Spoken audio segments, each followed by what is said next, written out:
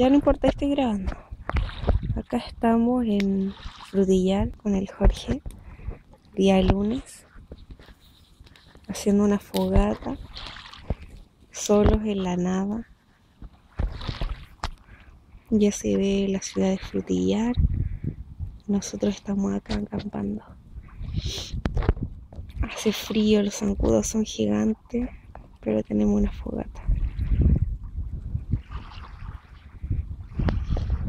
¿Algo que decir? Te amo. Yo Se me puede también quemar la fogata, la zona portuaria. La carpa. No, no sé.